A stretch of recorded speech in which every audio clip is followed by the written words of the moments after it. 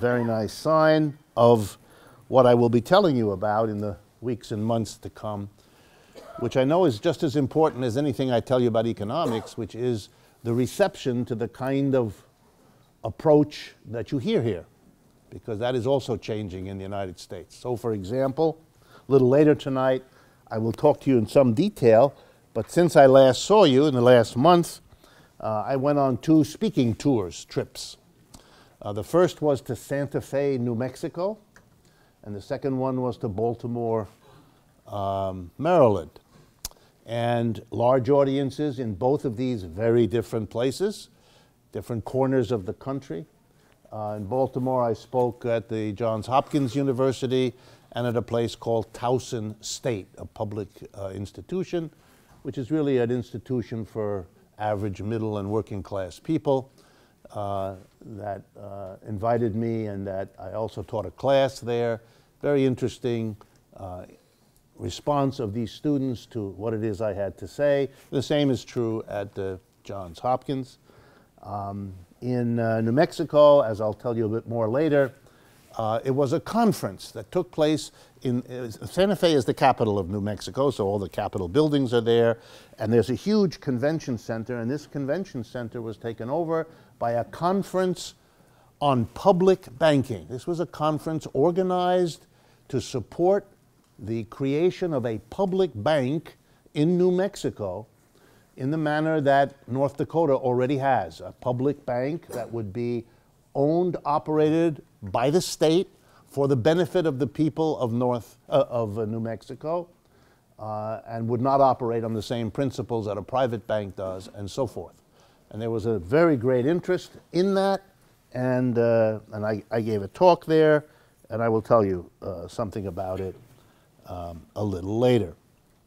I want to thank, as usual, the 3 institutions that sponsor these talks, to make sure you all know it. First of all, the Judson Memorial Church, which gives us the place in which to do this, very graciously and kindly. Second, the Left Forum, that annual gathering of, largest annual gathering in the country of activists and academics on the left, which is going to have its regular annual meeting the last weekend of May 2015, more or less the same time that it did it last year. And it will be taking place at the same place, the John Jay School of Criminal Justice branch of the City University of New York on West 59th Street. Effectively, we take over pretty much of the building because we bring normally 4,000 to 5,000 people together. We have about 350 to 400 panels each year. It's an enormous event, and something I will be telling you more about as we get closer to it. And finally, our own little organization, Democracy at Work, which does the lion's share of producing and organizing and structuring these monthly meetings. So thanks to all of them for making this possible. Before I jump into the material, one other kind of housekeeping.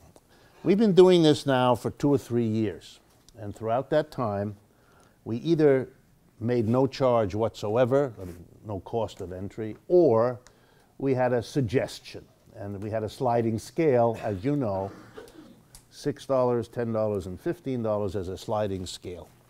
But we can't continue that way because we have expenses I want to tell you a little bit about that make it necessary for us to change this plan. First of all, and I should have done this in the past, I want to introduce Brian Issam, who's doing the video work over there. And he's been doing it. And Shane Knight, who's doing the video over in that corner. Because of their work, a video version of this talk is produced and posted on our websites, usually within 36 hours of the time I give it. So 2 days from now, it'll be available everywhere. And it is shown around the world. It's on YouTube as well. You can get it that way as well. but it is shown everywhere. We get emails literally from almost every country in the world, Asia, Africa, Latin America, because the internet makes it possible to do all these things.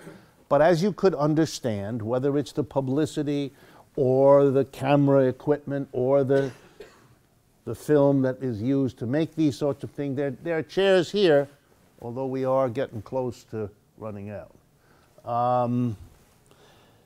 And so, with regret, we can't continue to do this on a voluntary basis. And the simplest thing we could think of to do, in the hopes that it will not be a problem for most of you, would be to ask you to pay $10 a pop for these things going forward. Not tonight, but starting November, in order to make it possible for us to continue, because when we started this 2.5 years ago, the monthly attendance was about 25 people. You can see that we have grown, and we've grown pretty much in a straight line. And our expectation is we're going to continue to grow. We have had conversations with the church here about moving to another space in the church if we continue to grow, because we will have outgrown this space.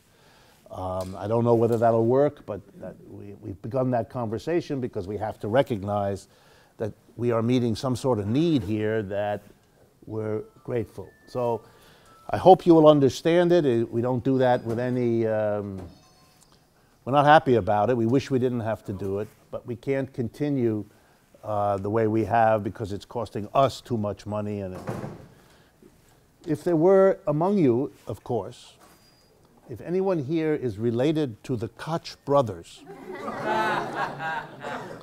and if you could prevail upon them to do a little for the other side, I would be glad to speak with you further about it and cooperate in any way I could to solve that problem.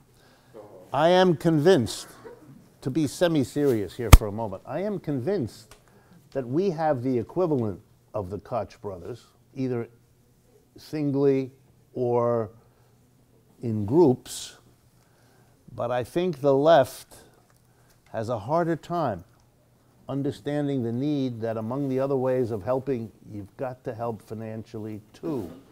There's no way around it that I'm aware of. And I think we have the numbers that if folks just give a little and do it in a regular way, we can have the financial resources that we need to go forward.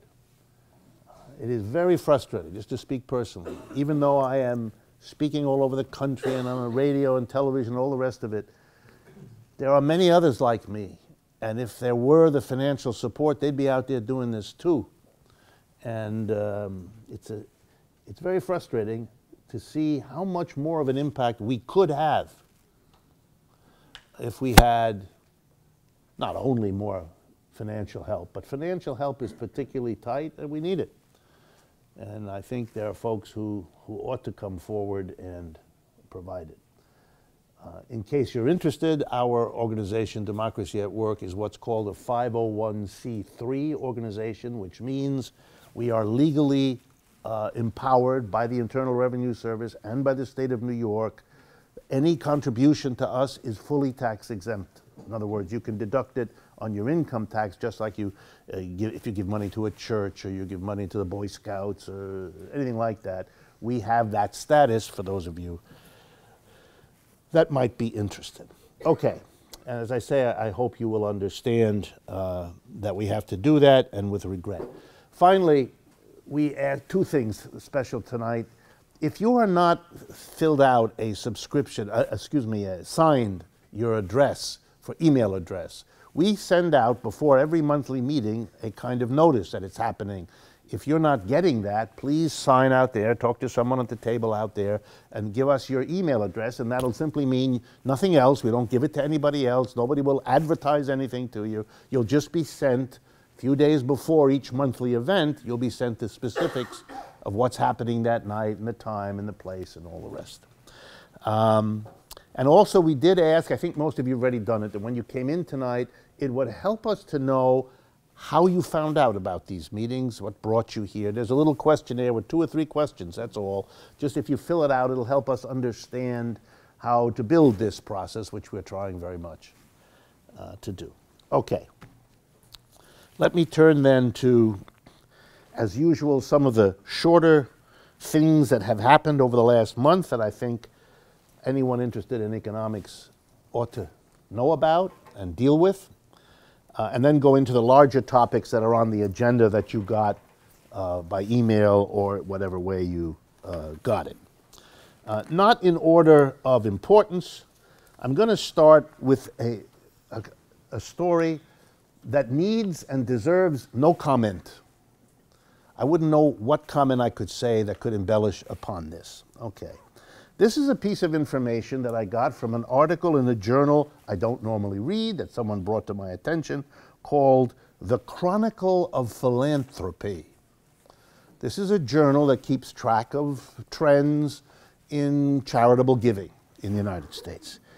So here is what I thought I would tell you in case you didn't know this sort of thing. Right? The wealthy, I'm reading from the article, the wealthiest Americans, those who earned $200,000 or more, reduced the share of income they gave to charity by 4.6% between 2006 and 2012. In other words, across the years of this crisis, the worst years of this ongoing crisis. Anyway, let me repeat this. Between 2006 and 2012, the wealthiest Americans, that is everybody who earns $200,000 or more, which does exclude a good number of you, I would guess, the people who had the money reduced their contributions to charity in America by 4.6%. Meanwhile, Americans who earned less than $100,000 contributed 4.5% more of their income to charity over the same years. You want to understand what's happening in the country, think about it. Okay? Second short item about which I will make a comment. And this was from the New York Times, I believe actually from today or yesterday. A few weeks ago, President Obama made a bit of a news story when he decided that he would not be held back by the Congress, which was not doing anything, which was caught in screaming at each other and not doing much, that he could use legal presidential powers to get things done that didn't require congressional approval.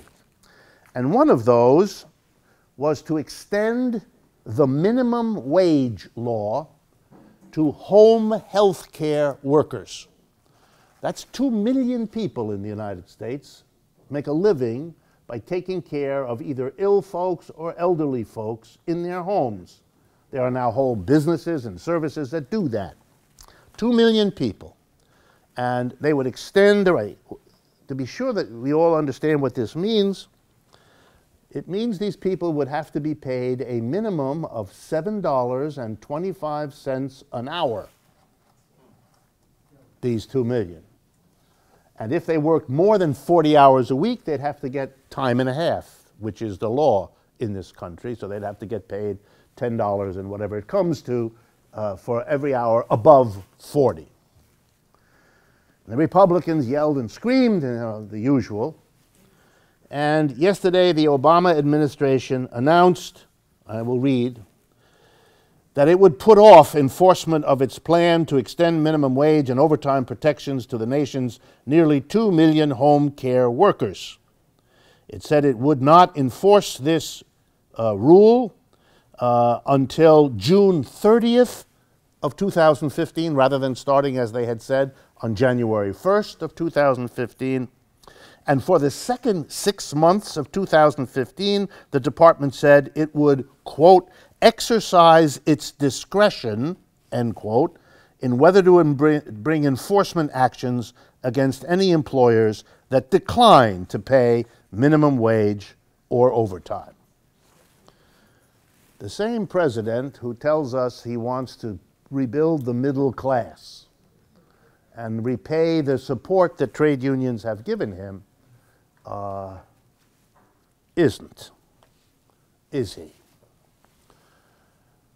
This is not a partisan comment. I think you can guess what my feeling is about Republicans, but in the interest of politeness, I don't go there.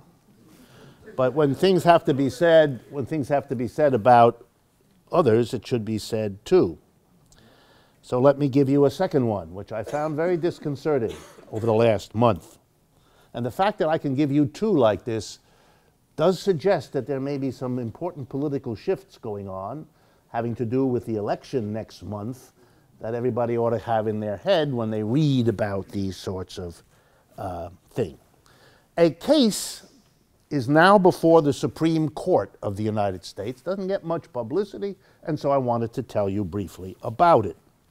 It was bought by a man named, I believe his name is Jesse Buck, B-U-C-K, or a name close to that.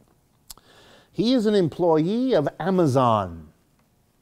If you're an employee of Amazon, most of what you do is you run around, and I mean run around, in an enormous factory-like building, one of those, like, you know, you go Home Depot, one of those immense, cavernous kinds of stores with the corrugated walls and all of that. And you run around because everybody who orders Amazon, there's a code system, and so the order comes in for a book or a toaster or whatever it is, and then somebody has to go running along the enormous paths of these places to fetch the object and put it in a package and send it to you. Many of these workers walk or run 6, 7, 8 miles a day as part of their job. Okay. So what's the court case about? It turns out that when you're, this is America, it turns out that when your job is over at the end of your 8-hour day, Amazon, which loves you dearly, doesn't trust you as far as it could throw you and requires you to go through a security procedure to identify whether you are taking something home with you that you hadn't brought this morning when you came. And that the average length of time a worker stands in line waiting to go through the security apparatus is about 25 minutes a day, for which they are not paid. The employer requires you to go through it, otherwise you lose your job, but doesn't pay you. Mr. Jesse Buck got a lawyer and said, wait a minute, either it's voluntary and then you don't have to pay me, or it's part of my job, you require it, otherwise I get fired, so then you have to pay me. It went all the way up to the Ninth Circuit Court of Appeals. That's the highest level of judicial review before the Supreme Court. The Ninth Circuit Court of Appeals agreed with Jesse Buck. But Amazon appealed. Amazon doesn't want to pay the extra money for the 25 minutes it requires of its employees on the presumption that they're thieves. Okay? So the Supreme Court's going to hear the case. It's hearing it now. That I'm not upset about. But the Obama administration has entered the case on the side of Amazon and has filed 2 briefs, one by the Justice Department, one by another branch of the government, supporting Amazon in the case. Excuse me? The Department of Labor. Okay, the Department of Labor and the Department of Justice. Yes, sir. Regarding the marketplace, NPR was reporting the Supreme Court hearing it today. The most outrageous, these people are employed by a contractor, and there were 2 contractors doing security check on over 1,000 workers. Yeah, taking their time. Sure. Because they don't want to spend the money that would make it happen in 2 minutes or 3 minutes. They save on personnel, you wait, and the burden is on the worker. So you get the double whammy. You get to spend an extra 25 minutes of a day, you get paid absolutely nothing, and you get the lovely experience of being suspected of being a thief every day. A reminder that they don't trust you at all. Charming. Why the Obama administration felt it had to do that is the question I just want to leave. I don't know the answer, but You can think about it. Okay. Two other important things before we get into the big ones for tonight. First, an announcement in the month since I saw you last comes out of the German state called Saxony, or in German, Sachsen. How Sachsen gets to be Saxony is one of the great mysteries of the English language, and I can't explain it. But Saxony is a state. Germany is divided into subunits. We call them states in the United States. They call them Länder, lands like. And this is, Saxony was the last one in Germany to make this announcement. Saxony canceled all remaining fees that would be charged any student in any college or any university in Germany, making it the last state. All the others have already done it. So now in Germany, wherever you go to a university or a college, your tuition is nothing, and the fees on top of that, more nothing. Adding up to nothing. Good. Germany doesn't think it ought to charge young people anything to go to university. Why? Germans explain it very quickly and very easily. This is agreed to, by the way, by Mrs. Merkel, the conservatives, and by the Social Democrats, and by the Linke, the left party. Everybody except the extreme right, which means we're talking 80% of the electorate, is happy about this.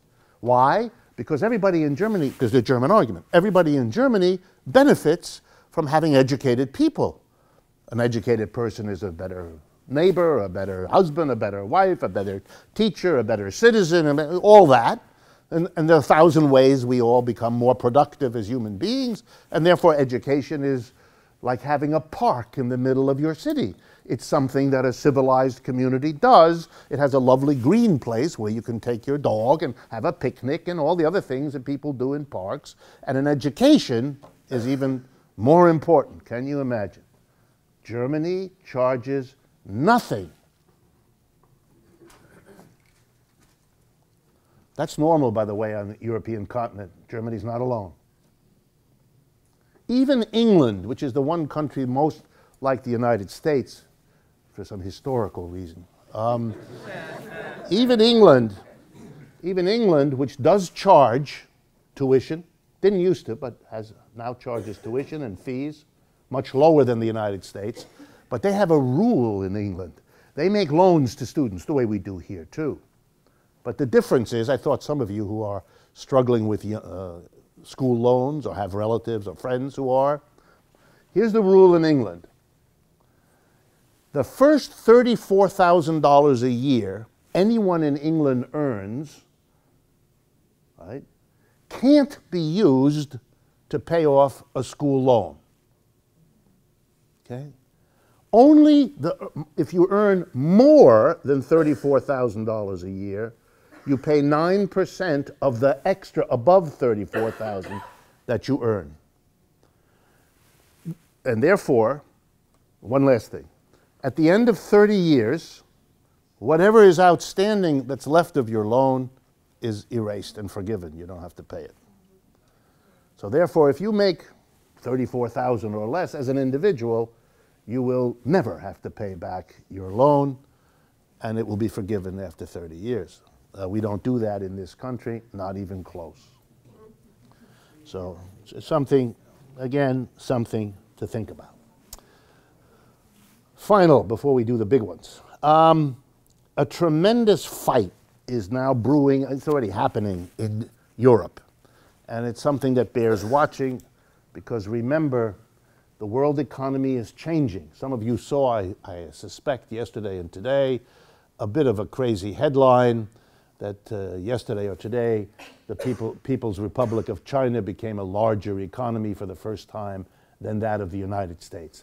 That's a bit misleading. It depends a little bit on how you measure these things. By one measurement, that's true. And clearly, they are catching up. And if the current rates continue, we will be way behind them in 10 or 20 years because of the rates. Over the last 20 years, the Chinese economy has grown by between 8 and 15% a year. We've averaged 2 to 3. I mean, you don't need rocket science to understand what that means over time because it's cumulative. It's a cumulative percentage increase. But really, the biggest single economic unit in the world is neither the United States nor China. It's Europe. If you put together all of the countries of Europe, you have an economic unit that is bigger, economically speaking, than either the United States or China. It is an enormous, yes? Are you talking about European Union or Eurozone? I'm really talking about all of Europe, not just those, because Europe, when you talk Europe right now, it's a little complicated. You have a lot of countries that are in Europe, then only some of them are in the European Union, and then only some of them are in the Eurozone, the countries that share one currency. But I'm putting them all together because they're trying to become a union, and they're not quite there yet, and it's not clear whether they'll succeed, but they're trying, and they've made fairly big strides over the last 20 years. They even have a common currency. They didn't have that 20 years ago, et cetera, et cetera. But if you look at it all, it's an enormous place. And it is arguably right now in the worst shape in this crisis. That is, in worse shape than China, in worse shape than the United States. That's a very serious thing to say. For example, in Europe right now, the average unemployment, I've forgotten what it is, but it's about 11% or in that neighborhood. So that's double what we have in this country, just to give you an idea. They're very afraid of a deflation. They're very close, and in some countries they have a deflation is when prices go down, and that has a very depressive effect on economies, particularly businesses, because businesses, as you know, prefer the prices to go up, not to go down, for fairly obvious reasons. So it's a kind of difficult, very difficult time for Europe. Why is that important? Because the world is now much more unified than ever before. China depends on America, America depends on Europe, and vice versa. If one major part, let alone the biggest single unit, is in deep trouble, it's not possible for the other ones not to feel the drag down. That would be true of China, and there is great worry in the world today that the Chinese economy seems to be slowing its rate of growth, and what will that mean? And the United States has this recovery, but it really only affects the top 5%. And for the rest of the society, there's no recovery, and that means it's a very weak situation. So it's very tenuous. But Europe is the worst. And I want two things to say to you about that. First, to remind you, as I've said to you before, but to remind you, the early years of this crisis were 2008 and 9. During that time, the United States was in terrible shape. The Europeans weren't. And the Europeans were full of editorials and proud statements that we in Europe, we know how to run our affairs as the Americans. You know, we have the social democracy, we take care of our people, and that's why we're not having this terrible time in the crisis. Whereas the Americans and the British in Europe, and the British is a kind of an afterthought, which increasingly people forget to add to sentences, which hurts the feelings of the British. Having been once, you know, the ruler of the world, Britannia rules the world, now Britannia doesn't, and it hurts. It hurts. So the point here, two things. One, the Europeans now can't laugh. They're in the position the United States was, and the United States is in the position they were. But if I'm right, then we better be very careful in these years of gloating that we're in recovery and the Europeans aren't, because we may just be playing in reverse the fact that we depend on each other, and if either one is in deep trouble, it's only a matter of time before the other one is. As if to prove it, I want you to focus finally on another part of what's happening in Europe, which will be what you will read about in the papers. Up until this year, even in Europe, there were parts of it that were in very bad shape. Greece, Portugal, Spain, Italy, particularly the southern and parts of Eastern Europe.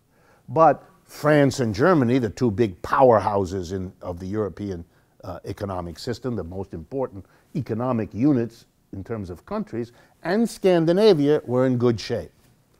Last month, for the first time, the German economy went into recession.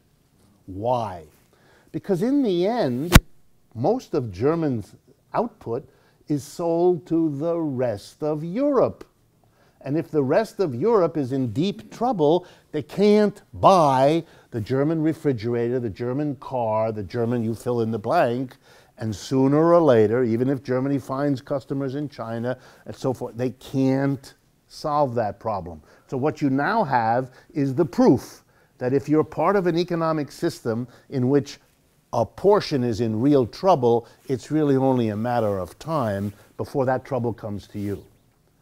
What's happening in Europe is nobody can stand it anymore.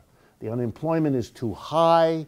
It's lasted too long. This crisis wasn't supposed to happen. When it happened, it wasn't supposed to hurt so many people, and it wasn't supposed to last so long. It is doing everything it wasn't supposed to, and people's anger and upset is changing. Those of you interested in politics, you should know that if I had more time, we could talk about how in Greece it has really strengthened the left wing much more than the right wing. In Spain, it has strengthened the left wing much more than the right wing, particularly in Spain, which is a large European economy, and Greece, which is a small European economy. The political changes there are very, very profound and very dramatic, beyond anything anyone foresaw before. If you're interested in Spain, I don't know how this is pronounced. I believe it's pronounced Podemos, but that's the movement inside Spain. If you have the time, read up on it. You might be excited. It's a kind of Occupy Wall Street, but much more successful, much bigger, and much more politically engaged because it's a different society and a different culture. Well, here's the fight. Masses of people are demanding that the government do things for them. The best model is really the United States of the New Deal.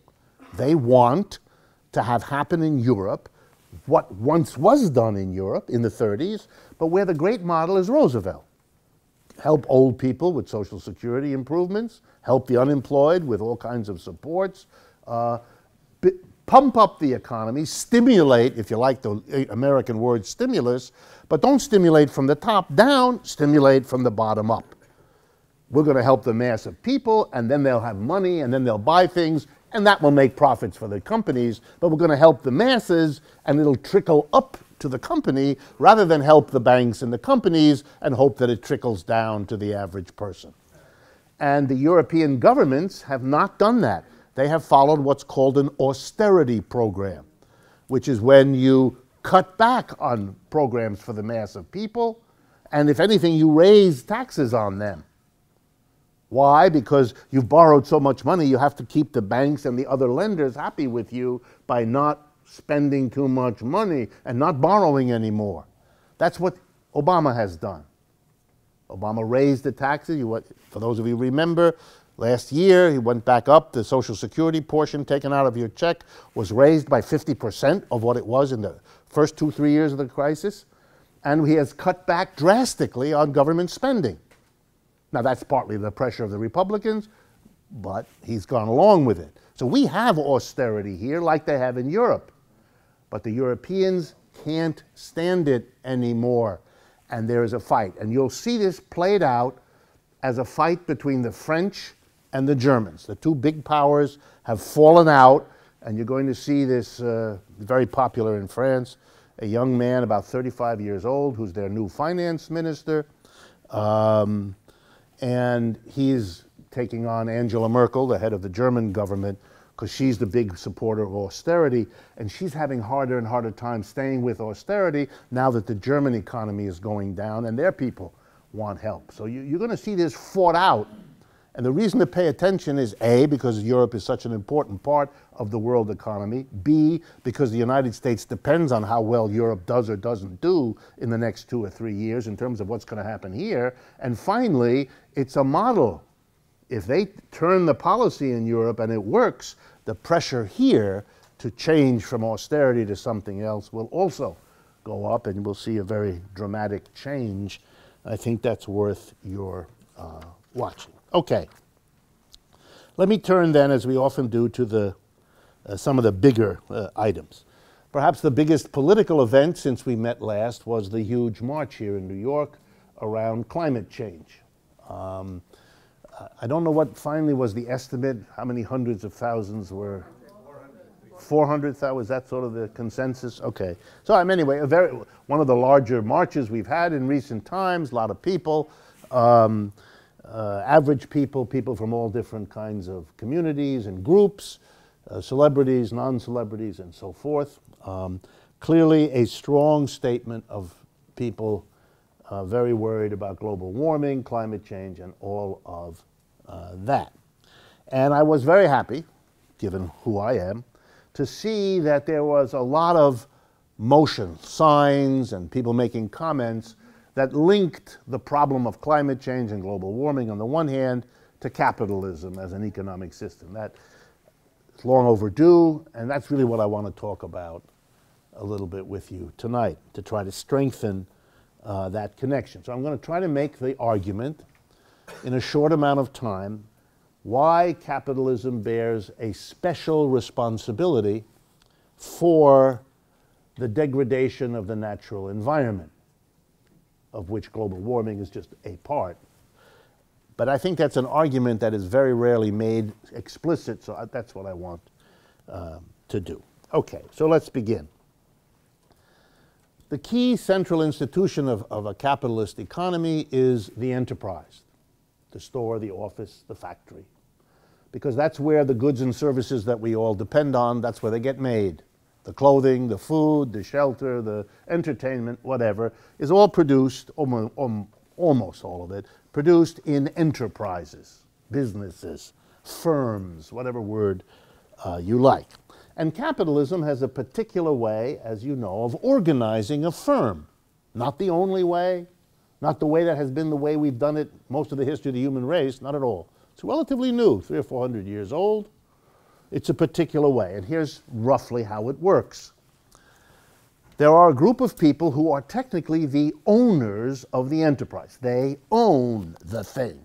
And in a modern capitalist economy, where most enterprises are organized as corporations, that's a legal term, that's all that is, a corporation. The owners are people who buy shares in the company. They buy a share of the company. There are a lot of different people who own General Motors, or a lot of different people who own Starbucks coffee, or any other of the major corporations you all know. And so the owners are the shareholders. It's very important we all understand what that means. How do you buy a share? You take money and you give it to somebody who has a share. They take your money and you get the share. It's exactly the same as buying a hamburger. They get the money and you get the burger. Okay? The difference is you cannot eat a share. I mean, it doesn't taste real well.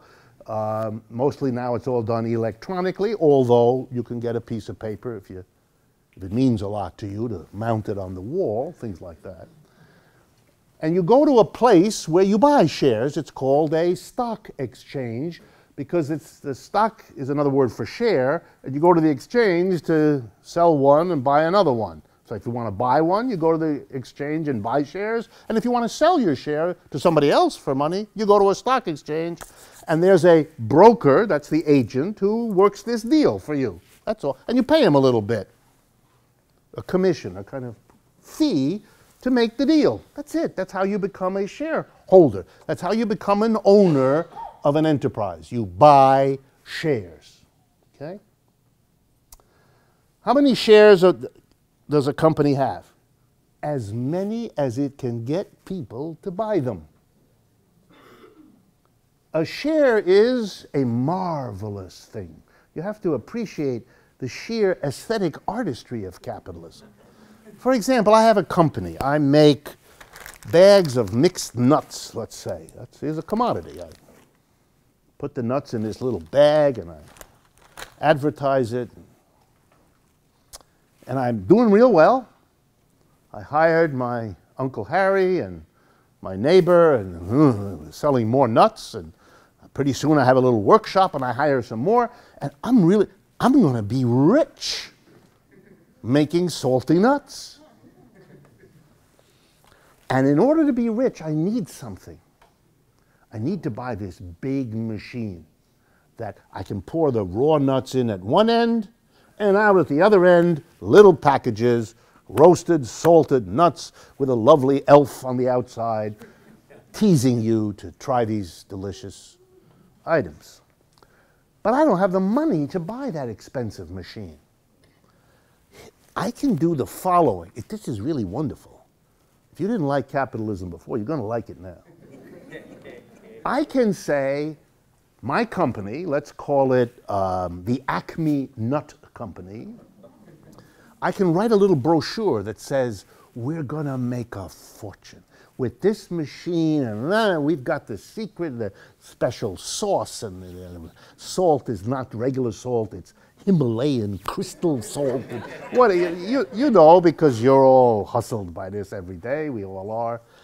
And I want you, the person with money, to buy these shares of stock.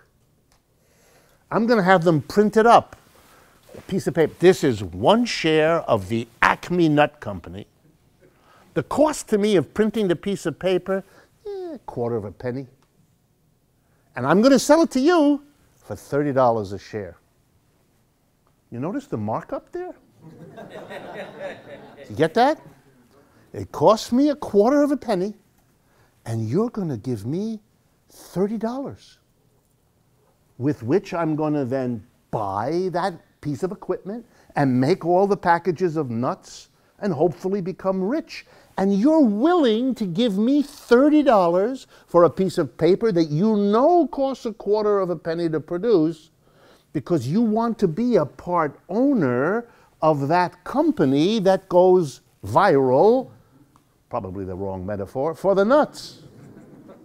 Okay? And why? Are you actually interested in nuts? You never touch them. You're allergic. You hate them. You break out every time you get near them. All you want, you're an investor, all you want is to be able to buy that share for $30, have the company do well, because then you can go to the stock market and find another investor who will give you $40 because this company is growing so quickly they want to get in on it. And the difference between what you paid $30 for and you can sell it for $40 is called a capital gain. And if the company does real well, you're going to have made $10 having purchased a quarter of a penny worth of paper and then sold it again. All you need to make money in a stock market is an idiot. That is another investor, often a synonym, another investor who will buy what you are desperately trying to get rid of without asking a lot of questions about just exactly why are you so interested in getting rid of it. You understand? That's how the stock market works. That's how corporations get a lot of money. They sell this abstraction, a piece of the company. When the company makes a profit, do they have to share the profit with the owners? Very important you understand. Absolutely not. A company makes a profit, does not have to give 1 penny of it to the owners. It can. It can give some of the profit. That's up to the board of directors. I'm going to tell you in a minute who they are. The board of directors, not the owners. Board of directors is one thing, owners something else. The board of directors gets the profits, if there are any, and it decides whether to give any of it to shareholders. The only rule is, if you give any to shareholders, you got to give them each the same amount of pennies per share. So you'll get more the more shares you have. Okay? You all with me? Good. What you get if you're a owner of a share is that share. That's what you get, that piece of paper. You get the hope that it'll become worth more. You don't get a piece of the profits guaranteed to you, not at all. You don't really have any say about anything, with one exception. Every year, you get to vote on who's going to be on the board of directors. You get that if you own a share. You get one share, one vote per share. So that means those of you who own no shares in the company, that's how many votes you get. You don't own any shares of General Motors, you got no votes. If your grandmother, when you got confirmed, gave you a gift of 10 shares of General Motors, you get 10 votes every year for the board of directors. You get a little piece of paper in the mail saying you got 10 votes. Who would you like to vote for? Meanwhile, if you're Citibank of New York and you preside over 25 million shares of General Motors, then the vice president of Citibank, who goes to the annual meeting, sits there and he gets all the millions of votes because you have as many votes as you have shares. 1% of America's shareholders own about 2/3 of all the shares. In other words, ownership is highly concentrated. A terribly small part of our society has the bulk of the shares. Half a dozen people in many large corporations control the majority of shares. The rest of the shares are scattered among thousands, hundreds of thousands of people, but they all have very little. How do you know about this? It's very easy to understand this. If you have shares, you get a little letter in the mail once a year. It's very cute, the letter. It says, this is a letter, officially we're required by law to send you a letter inviting you to the annual meeting where we will elect the board of directors. And you as a shareholder are entitled to come to the meeting. We will admit you because you're a shareholder. If you're not a shareholder, you can't get in the room. We will admit you, and you will be able to vote the number of shares that you have. How many shares are outstanding of, say, a company like General Motors? I don't know. I'm just guessing. 800 million. I'm sure it's at least that. 800 million shares outstanding. Then you notice, because you're very alert, you notice that the invitation is for the Sheraton Hotel in, I don't know, Philadelphia. And you're smart, and you know, no way 800 million people can get into this Sheraton Hotel. You're probably smart enough to know that in the Sheraton Hotel, I don't know, maybe 300-400 chairs can be packed in there. They're obviously not expecting the shareholders in any number to show up. And they're right, they never do. You know why? Because to go to a meeting of the shareholders, if you want to, you're entitled. But you've got to pay the cost of getting there. And you've got to pay the cost of staying there. And that'll get you the right to vote 10 shares. Or 20, or 1,000 if you have them. But your impact on the vote, which will have 800 million shares voted, if you have 1,000 or even 10,000 shares, your impact is exactly the same as the person who had no shares at all. So you don't bother. Why should you? This is a colossal waste of time. I've been to them. Many board meetings of companies with hundreds of millions of shares have got about 40 people in the room, half of whom are journalists who have to write a story. Today, the shareholders elected blah, blah, blah, as their board of directors. They write that as if something happened. The 20 of them write about what the other 20 of them did, all of which took 20 minutes. Done. The board of directors, 15 to 20 people, is elected by the shareholders. That means what are called the major shareholders, that's polite, the ones who have the shares, vote, and they pick whoever the hell they want. What's the qualification for being a member of the board of directors? Nothing. I mean that, nothing. If you're ever interested, if I have time, I will take and introduce you to a collection of boards of directors which will clarify in your mind that no credential at all is required for this. You just have to be someone that the major shareholders don't have to worry about, because they can tell you what you should and shouldn't do, and they're never very worried, because if you don't do what they tell you, you will not be on the board of directors the next year when the vote happens again. So the major shareholders pick the board of directors. The board of directors does what? It runs the company. It's the decision. It's the people who decide. The board of directors, 15 to 20 people. They decide what the company will produce. You know, like for example, General Motors decided they didn't like the word Oldsmobile, so they don't make them anymore. If you have an Oldsmobile, my condolences. It's over. No more Oldsmobile. So they decided there's no more Olds. They decide what to produce. We're going to produce trucks, or we're going to produce vans, or we're going to produce bicycles, or whatever they decide. They decide what technology is going to be used. They decide where the production will happen. They will close the plant in Cincinnati and open it in Shanghai. They make that decision.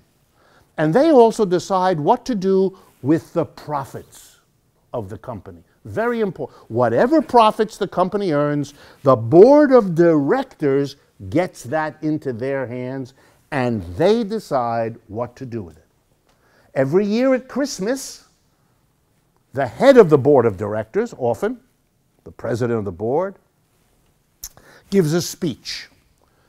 It has to happen early at the Christmas party because later on he can't stand up. Okay? So early in the Christmas party, he gets up and he makes a speech that sounds something like this. I want to thank all of you here, every one of you.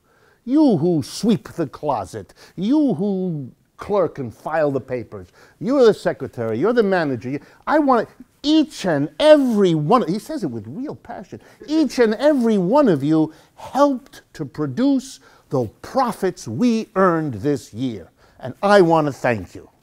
I'm not going to let you near them. I'm not going to let you have anything to do with what happens to them. Your job is to produce them, and then please shut up and go home. Which, by the way, since you know very well you have nothing to do with this profit you helped to produce, you're eager to go home anyway. There's not much of a problem here because we live in a capitalist economic system. Okay, now how does this affect climate? It's the job of the board of directors, that's the way corporations work, to make the decisions that will make this company grow. Remember the story I told you? You buy a share and you hope it becomes more valuable? The job of the board is to make the company grow and become more valuable, which will please the shareholders, because if the company becomes more valuable, they can sell their share for more than they paid for it and get that capital gain, which is about all that share of stock is worth. So the job of the corporation is to make more money. That's why you'll often encounter top executives in corporations befuddled when they listen to people who say, you should have a social conscience. You should do good in the world. They look at you as if you're nuts. And it's not a personal thing. They then explain to you with a certain pained look, that's not what I'm hired to do. I'm hired to make money for the company, and I'm fired if I don't do that. What you're asking me to do is lovely. I agree with you. But this is not my job. My job is to make money, because I'll be fired if I don't, and then they'll hire someone who will. So what good is it for me to try to be Mr. or Ms. Good Guy, because where am I going to go with that? I'm going to be fired. So have a very nice day, but well, what does that mean? It means that the board of directors instructs all of the managers and everybody else in a corporation to do what's necessary to make money. So, for example, suppose there's a new machine that really will make it possible to make many more widgets, or whatever it is you make, in the same amount of time. But it has an unfortunate byproduct. It spews noxious chemicals into the air in the factory, making a lot of other people ill or sick or have asthma or God knows what. The board of directors, this is an easy decision. If we buy this machine, wow, we're going to make more money. We're going to be more profitable. Well, with more profits, we can buy machines that our competitors can't afford. We can expand and we can grow. We can have an advertising budget that will make millions more people buy what we produce. We will grow and succeed. If we don't buy the machine, because it befouls the air, our competitor will. And then we'll really be shafted. He'll take our market because he got them. So we don't like bad air. But then again, we live in a gated community up on the hill. And we can blow the air some other way, can't we? No, it's very important. That's one of the reasons they have to live in a special, they don't want to take into their bodies what their very factories are spewing into the air. They feel for they don't want global warming. But their business, here we go, requires it. Let me give you the most dramatic example I can. 40 years ago in the United States, many businesses closed their production facilities in this country. You know that. That's why you're all wearing clothes made in countries thousands and thousands of miles away, right now. Your socks, your shirts, your shoes, all of it. Those companies did that because they could pay workers in those other countries a small fraction of what it costs to pay workers here. You know that too.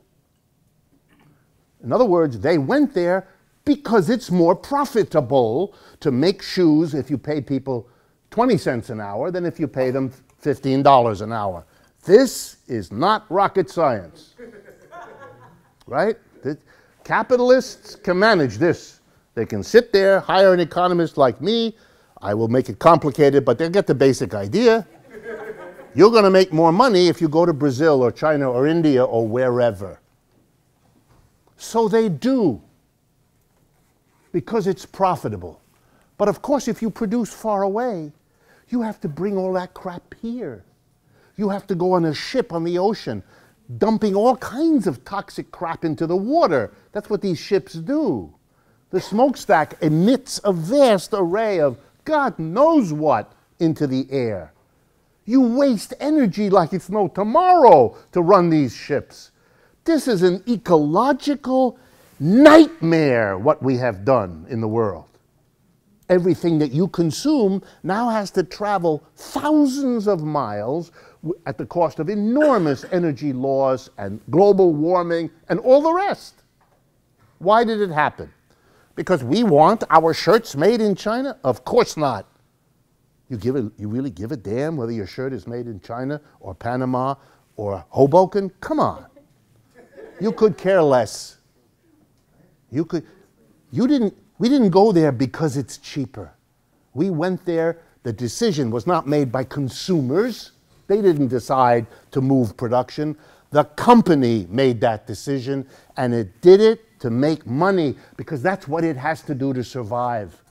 Capitalism produces the behavior, whether it's choosing a toxic technology, whether it's moving production 1,000 miles away, all of it. And not to deal with the pressures in our economic system that produce pollution like this is not to be really serious about it. You're really going to say, let's all have in our kitchens 4 garbage cans. 1 for plastic, 1 for paper, 1 for food, and 1 for whatever we can think of. And we're going to put them out in separate Is that a nice thing to do? Absolutely. I'm not telling you not to do it. You're not going to deal with the problem of global warming this way. You're not. And saying you want paper and not plastic at the supermarket isn't going to do it either. Nice as these things are, they don't get to the heart of the problem. There's a reason why we have used every factory that ever made a decision. If it was a question of making more money, which is their survival, versus protecting the environment, that's an easy choice. Even when the chooser knows he or she is messing up the environment. They don't have an option. And they can't understand why all of the environmentalists don't get it. And many of the environmentalists don't want to face it either. So they tell themselves a wonderful story. It doesn't mean system change, because you know, a system change is hard and scary, which it surely is. We can get things, we can work something out with the company. It's going to have, ready? It's going to have a nice lawn. And it's not going to put artificial fertilizer on the lawn.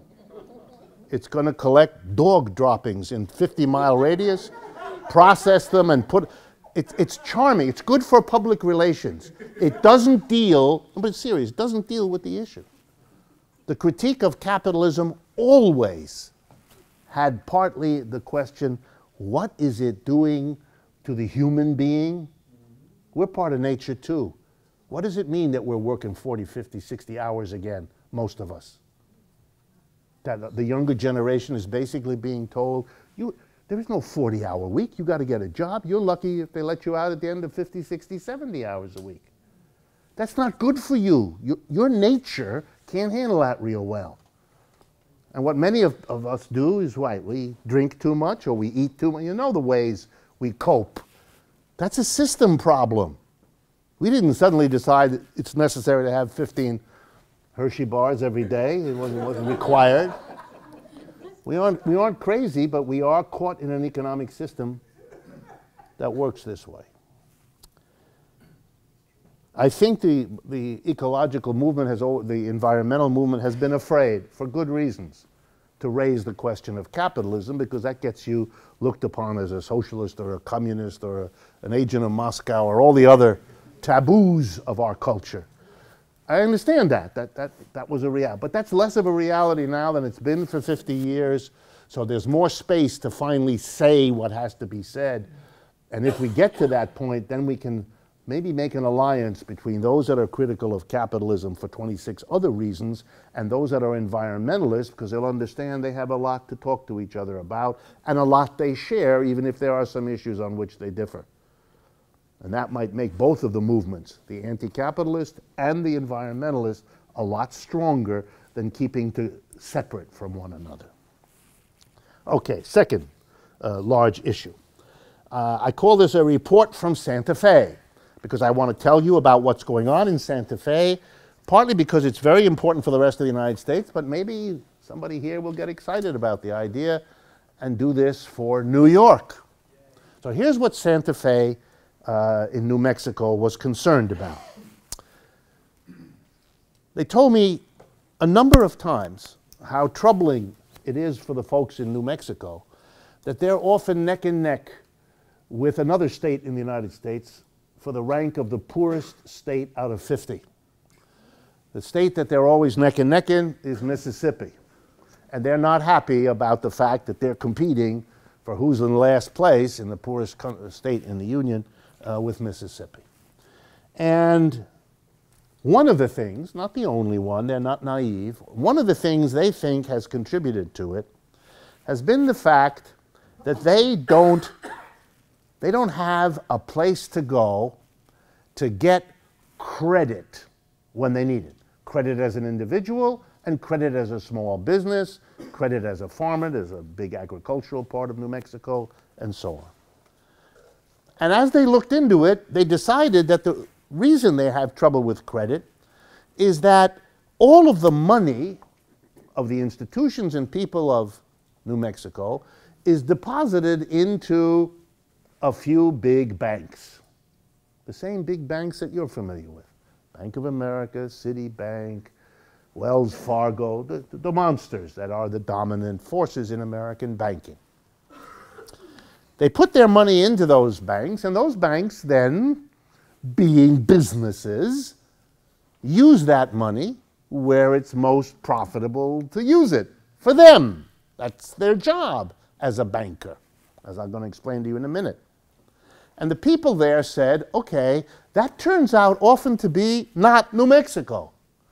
So we have an institution, a bank, to which we give all our money, which they then use for whatever they find profitable, which turns out to be someplace else. So the money of the people in New Mexico isn't kind of circulating to help the people in New Mexico. Why don't we do something else? Why don't we set up a Bank of New Mexico? And here's how it would work.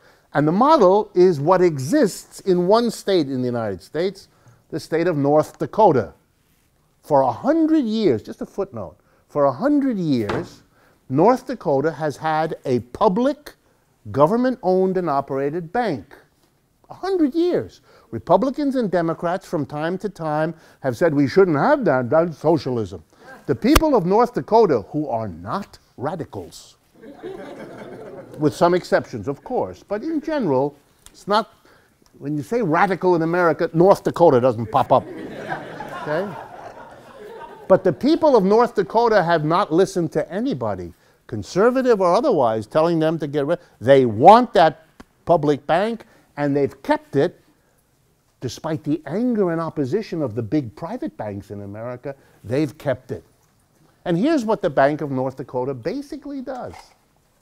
All the money that flows into the state of North Dakota, all the state taxes that everybody in North Dakota pays, you know, income taxes, sales tax, all the fees, you know, to go hunting and fishing or to get a driver's license for your car or a license for your dog, all the money that goes into the state of North Dakota does something the other 49 states don't. It does not deposit those monies into a private bank. It puts it in its own bank. The Bank of North Dakota gets all of the state's money. That's hundreds of millions of dollars. That bank then lends the money out. That's what banks do, as I'm going to explain to you in a minute. And who does the Bank of North Dakota lend the money to? Well, it's the Bank of North Dakota. So guess what? It lends it to the people of North Dakota and to businesses in North Dakota, which is why it is so popular that nobody, left, right, or center, can touch it, because businesses have benefited from this in a way they don't believe they ever would have gotten the attention of some monster branch of Wells Fargo. I don't mean to pick on Wells Fargo. I enjoy picking on Wells Fargo, but I don't mean to pick on them. And the same applies to the others, you can guess. So the Bank of North Dakota is very successful, and New Mexico wants to do it too. And they took a chance. They had a statewide conference in the big convention center in the state capitol. And they had a tremendously good attendance. They're overwhelmed. All kinds of people who had never heard any of these arguments before came to the meetings. I know I was there. They invited me. I came and talked about this. And the response I got was, like everything else there, very enthusiastic. And they've started a really serious movement. And they were smart. They talked about partnering with local small banks. In other words, they're going to take the money of the state, and what they're doing is they're talking about opposing the big banks that have abused, in their view, their hospitality, but not making enemies out of the small banks because they're going to work together with them. That's politically strategic. That's good thinking. What is the role of a bank, just to drive it home? A bank is, above all, a social institution. So let me give you a 2-minute course in banking. A bank takes all the money that people don't need right now. Whether it's a business, you know, businesses have money coming in, they sell something. They don't need that money right away to pay a salary or to buy some materials. They need that next week or next month. So every business, like every person, has an uneven inflow and outflow of money. So what do you do in the interval between the time you get money in and you have to spend it? Answer is, you put it in a bank. Right? You deposit checks into a bank and then you write checks against it. But for a period of time, the money you have is deposited with the bank. And the bank collects everybody's, yours, his, hers, and all the businesses. And then the bank does something absolutely social. The bank takes all of the money from people who don't need it right now and passes it to people who want to spend now but don't have the money to do it. It takes the money from the people who have it but don't want to spend it and gives it to the people who want to spend it but don't have it. That's really what a bank does. And how does the bank make money? Simple.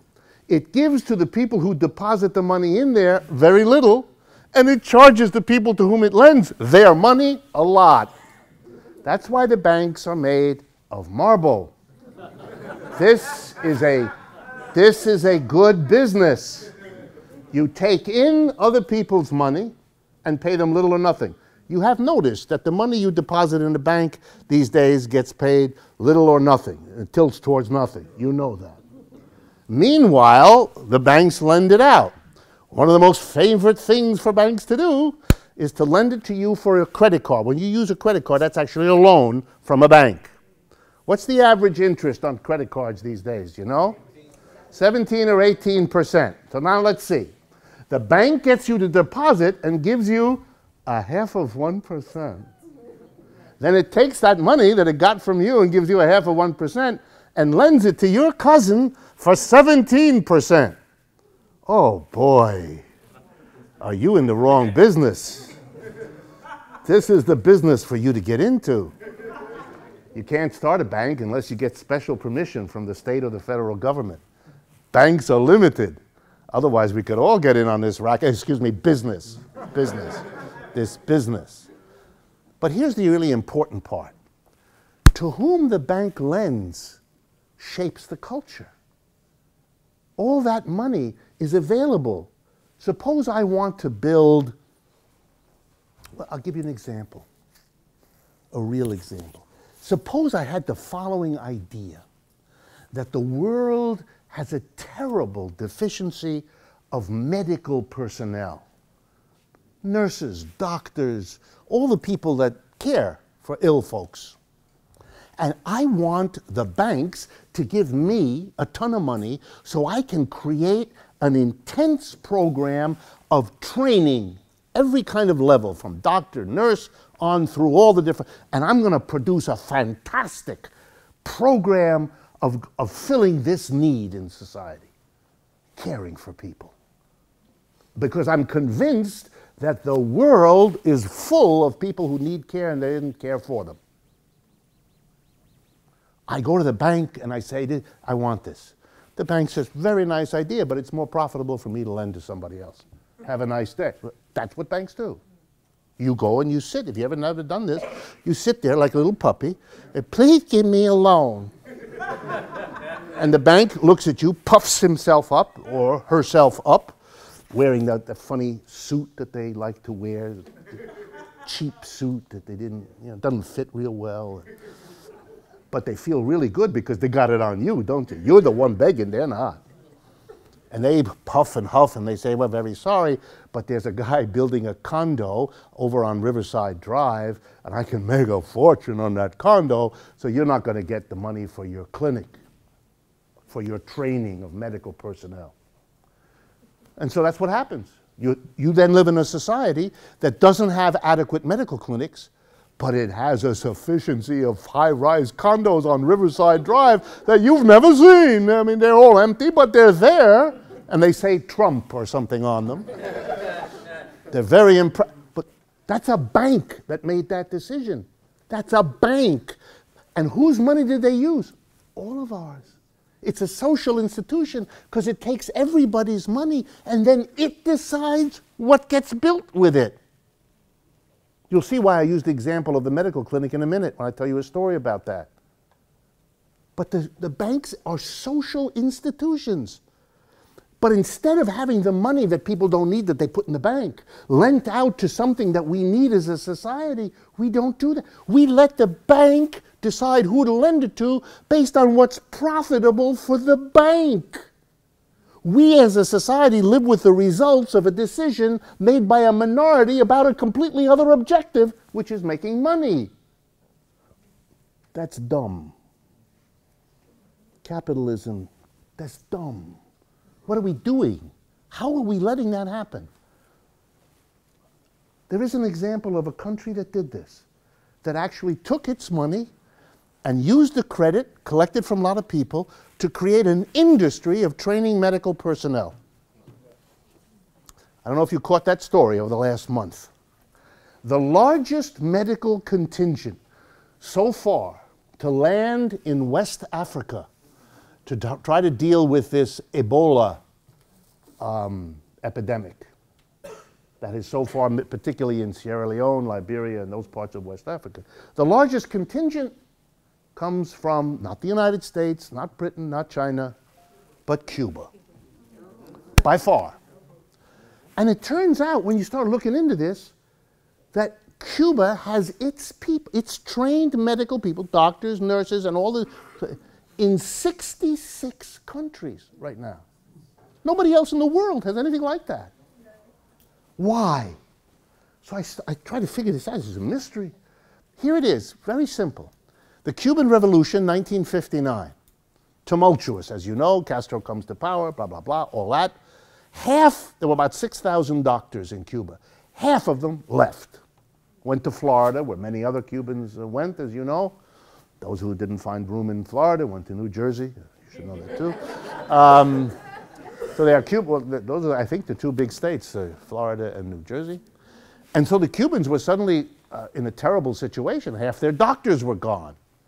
So they went to work to solve the problem by using their credit to fund, not something privately profitable for a bank, because the Cuban government took over all the banks.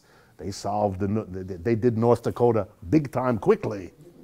So they took over the banks and they funded medical. Then they discovered that the rest of the world needed this, that they could make an industry out of training medical personnel.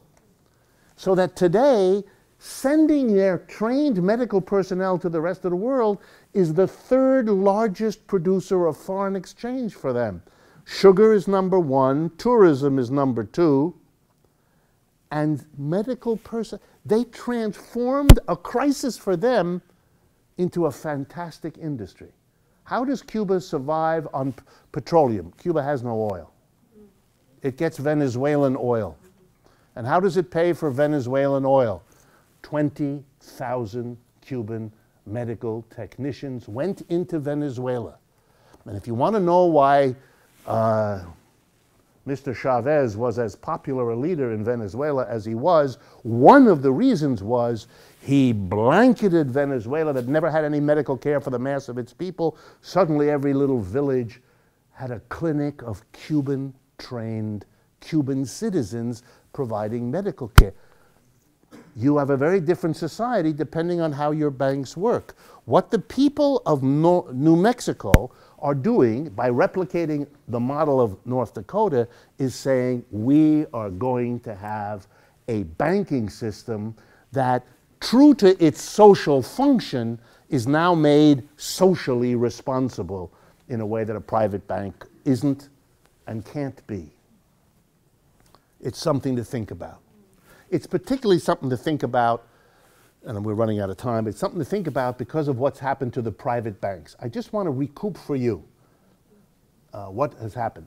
In today's newspaper, in tomorrow's, and the next, you can read stories about the banks being prosecuted now in Washington and in London for manipulating the foreign exchange markets. That's what they're being.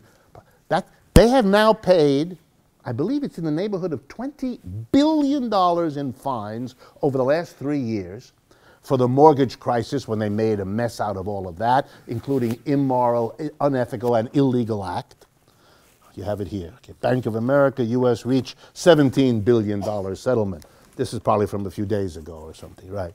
They have been caught for money laundering, taking criminals' money and cleaning it up. They've been caught for charging excessive fees. You know, when your check bounces, charging you wild amounts of money that bear no relationship to what it costs them to make up for the fact that they can't do other things. And they have been caught for virtually every illegal act on a massive scale. Really, it's amazing. When you think of the things that banks can do illegally, they've mastered it. Okay? And they not only do they do it, but they did it sloppy. They got caught. They got caught over and over. And they got caught and they went to trial and they lost. Or they reached settlements because they knew they'd lose. If it were any other society than the one we're in, a kind of a capitalism that's lost all its moorings, we would have long ago asked the obvious question. If the private banking system isn't being socially responsible, that's all the stuff I said to you up until 5 minutes ago, and at the same time is this deep in illegal activity, which they've admitted, the question ought to be raised, maybe we shouldn't have private banks. Maybe the way to get them to be socially responsible and the way to get them to stop acting unethically and illegally is to say that the system has to be changed here. It's an amazing testimony to how far we still have to go and to the ideological befuddlement of our people. that question isn't even read. Each time the banks pay out billions, like this headline, 17 billion, Bank of America, people say, well, I had to pay. This is trivial for them. These are people who do 100, 200 billion a year. And this is a one-time covering 10 years of misbehavior. For them, this is a bump in the road. But the important thing is it doesn't change anything. We're just in this. The LIBOR scandal in England, when they manipulated interest rates on a global scale, it's unbelievable what they have admitted. Only thing more unbelievable than what they've done is the ability they have to swim in an ocean in which no one says, my God, you have just forfeited the right to be a private enterprise by the bad things you did and the good things you avoided. You're done. Have a nice retirement. All right, last thing, I have very little time. The Roosevelt story. I've done it before, so I'm going to be very succinct, but I want to drive it home because I think it is so important. And I know many of you have been watching a television series about the Roosevelts, so I thought it fits. The important thing about Roosevelt is how different he was, because the times were different. I don't want to take away. Every family is unique. And Franklin Roosevelt was a unique person, and Eleanor Roosevelt was a unique person, and they had a unique marriage. All that's true. But I don't want to talk about that particularity. I want to see him as a historic figure where he's shaped much more by the environment in which he exists than he is, leaping fully formed out of some abstraction. All right, so he's the president. By the way, he runs for office, like Obama, as a kind of center Democrat. He's worried about balanced budgets. He thinks there should be a balanced he's like everybody else who ever gets to that point. Okay? The Germans have an amazing phrase I always thought was brilliant to handle politics. Anyone here speak German? Can you enjoy this? Nobody. Wow. Somebody. Fett schwimmt oben, which translates into English, grease rises to the top. Anyway, Roosevelt is at the top. He's the president. Comes in as a centrist president. But he comes in an economy that's in free fall, like 2008. It's really collapsing. And he has to do something because the pressure on him is enormous. In 1932, 3, 4, those first 3 years of his time in office, he is confronted by a collapsing economy, worse than what we have today, significantly worse, at least worse than what we have to this point. We don't know yet where this one is going to go, but for the moment, that was a good bit worse. Millions of people unemployed, many millions. Production closed, poverty exploding. Remember that famous speech he gives every night in America, 1/3 of the country goes to bed hungry and all that. And he grasped the severity. But that's like today. Here's what was different. The mass of the American people behaved differently. The real question is why. And the answers for that are not really very good, but let me tell you how they behaved differently. Millions joined labor unions. These were people who had never been in a labor union before and who came from families where neither of their parents had ever been in a labor union before. So these are people that are joining the CIO, the Congress of Industrial Organizations, en masse, because they believe in a terrible depression, being in a union is a better place to be than not being in a union. Wasn't very complicated. Hundreds of thousands of Americans, not millions, hundreds of thousands joined 2 different socialist parties and the Communist Party also. And the Communist Party and both socialist parties and the CIO worked together to mobilize people to join the union, but to collaborate politically as well. An amazing thing. They had demonstrations all the time. If you go back, if you ever have a chance, go to a library and look up Union Square, very short walk from here. There were demonstrations of huge numbers of people every day, demanding jobs, demanding food, demanding, you name it. And they all went to Roosevelt because they could. Because they could. Politically, it was possible. They went to Roosevelt and they basically said to him, you've got to do one of two things, or else. You've got to help the mass of people. You just got to. Because if you don't, I'm going to make this shorter, because if you don't, there's going to be a revolution. We are the unions, we just want you to help the people. But we're working with the socialists and communists, and they want something more. And my advice to you, say the union leaders, is do what we want, because otherwise you're going to have to deal with them, and they're going to cut you a worse deal. Roosevelt went to the others, the other rich people and the businesses, and he basically said to them, this is what they told me, and I'm scared. And I want to tell you, my fellow rich people, Roosevelt was of that, my business friends, you better listen. Because I think if we don't do what they want, help them, and if we're going to help them, fellow wealthy people, you have to pay for it, because they don't have any money. They need help. You got it. They don't. They want it. You get it? And if you don't, you're not going to have anything to give anybody anyway, because you're going to lose it all. It's going to be Russia. Remember, Russia's already communist by that time, so Russia's a place to point. They all point.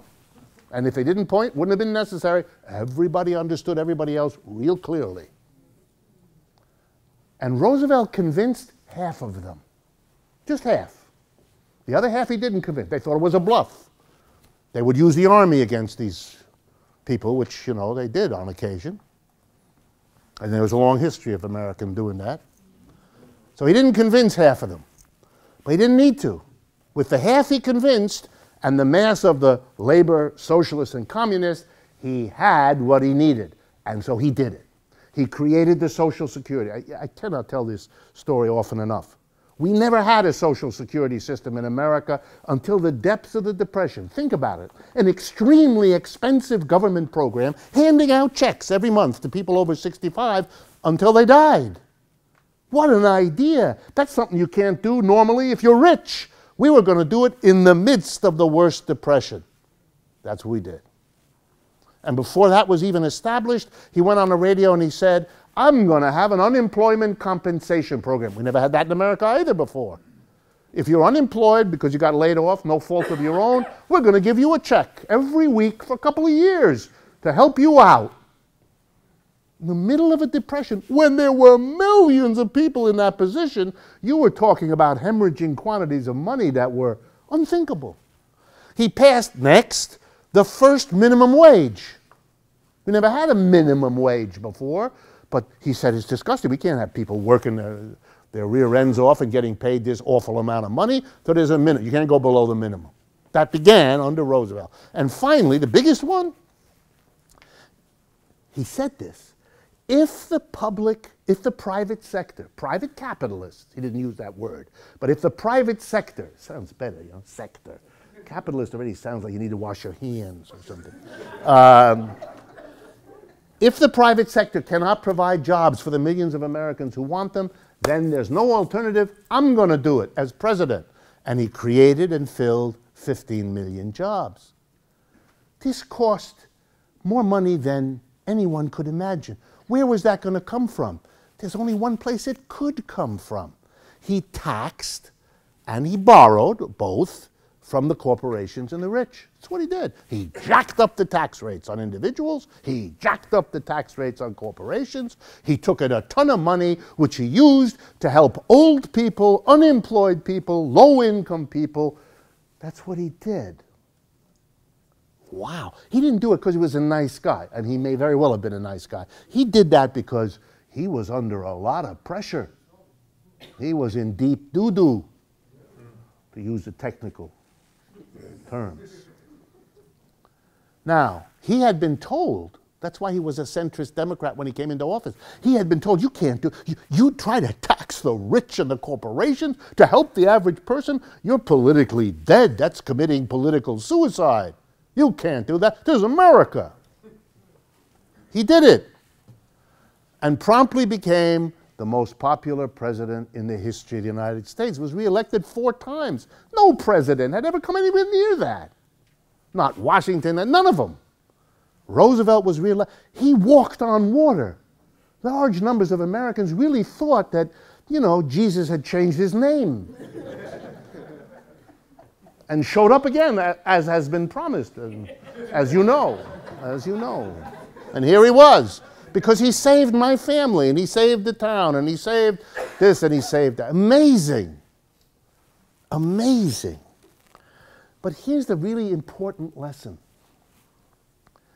The people who were defeated, the people who never wanted to see any of this happen, the people who are in charge now, which is one of the reasons it hasn't happened again. Even if Obama, I don't know him, so I can't comment on what he does or doesn't want, but let's assume for the moment that he would have liked to do something like that.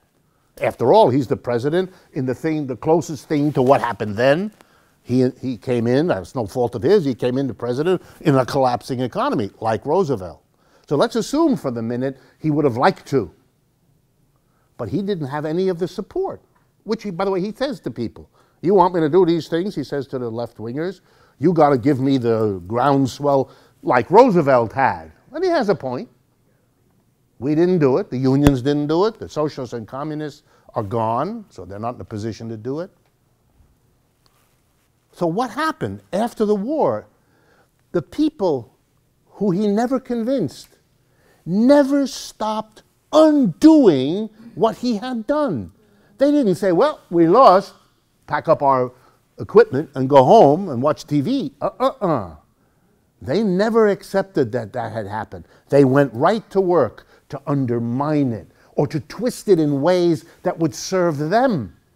Something that he passed that would be good for the mass of people, they could adjust to make it work for them, to make it good for business. They never stopped fighting, and they eventually won. The first thing they did after the war, and I really will bring it to an end now, the first thing they did after the war, and I know this is more politics than economics, but the two are never very far apart. They shape each other, as you can see all the time. What happened after World War II was an economic program that said, the right-wingers, the ones who had been defeated, we know who defeated us. It wasn't Roosevelt, and it wasn't the Democratic Party. It was the unions and the socialists and the communists. If it hadn't been for them, Roosevelt and the Democratic Party wouldn't have done the things. So if you don't want the party and the next president to do it, you've got to remove what made him do it. So you've got to get rid of that powerful coalition. Step one, what's the weakest link in the coalition? The Communist Party. Go after them. Portray them not as a militant leader of this upsurge, but instead as the agent of a foreign power that we should all be scared of. And as soon as you've done that, by deporting people, by throwing them in jail in the Smith Act, and all of you, I hope, know that history, or you can learn it, terrifying the population about communists under every bed and all the rest. As soon as that was done, got rid of them. Now you did step two. Go around America and explain to people that the socialist parties, we had two of them, that the Socialist Party, see, socialist is just like the communist, they just spell it differently. They're serious. All my life as a teacher in America, I always was struck by something. When I would travel to Europe, I would speak to people about political issues. Everybody understood very clearly the difference between communist and socialist. They would tell, there's a communist, they all got that. I come to America, I talk to my students, there's all the same. Synonyms. At first I thought Americans are kind of dumb, they don't understand. It isn't that. They're not dumb, but they came out of that period after World War II where the way you got rid of the socialists was by calling them communists. And so of course Americans think it's all the same. Communist, socialist, anarchist, Marxist, terrorist, and now Muslim. Why not? The function is the same. It's a way of destroying a movement. And it worked. The labor movement has declined. They did it. They did it. They did it. And the thing to understand about Roosevelt, therefore, is if you make a movement from below, you can get really good things, but they're never durable. You can't keep them. Because what you've done is you've not changed the system. And the system's devotees, the people who ride the system, who believe in the system, who depend on the system, are going to do what they always do, which is work by the rules of the system. And that means they, by definition, have to undo what you did because you tried to make that system do something it isn't geared to do. It isn't there to help the mass of people. You're living in a country which is showing you that every day. It's geared to make some people very wealthy. It's so gross these days, so gross, that the American people even have a kind of bizarre fantasy of being rich one day. Whether that's expressed by buying the lottery ticket, which is never going to get you there, and you know it. Or by imagining that you're going to read that magazine, Forbes, which every year at this time has a special issue where they list the 400 richest people. And where if you read it last week, you will have discovered that the richest person in the world isn't Bill Gates. He's number 2. A Mexican is number 1. A Mexican. You know, the same ethnicity as is washing the dishes in the restaurant. Carlos Slim, I believe it's pronounced. What? Slim? Slim. Okay. All right, folks, here's the message then, the conclusion. You have to change the system not as an ideological peculiarity. You have to change the system because otherwise the struggle never ends. And every time you win, you have to look over your shoulder because you've left in place a system that is working to undo what you're doing. It's a little bit like a lesson taught in military schools. If you win on the battlefield, you can't leave the extra weapons you don't need anymore laying around because the people on the other side are angry that they lost, and they're going to come and collect them and fix them and point them right back at you as soon as they can. If you don't want capitalism to do this, then you've got to change the system. The moral of Thomas Piketty's book that got so much attention over the last 6 months is not the moral he drew. He showed that capitalism constantly produces inequality. And what he wanted at the end was to say something like we should have a tax on rich people. We have had taxes on rich people.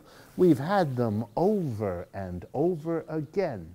And the rich people, because we left them in charge of the corporations, used that position of power and the money they got in the corporations to undo those taxes and shift them back onto us. Do we really want to do that again? Or have we maybe learned the lesson that system change, that taboo topic for the last 50 years, has got to be front and center of the agenda for social change now? Thank you all very much, and I will see you in a month.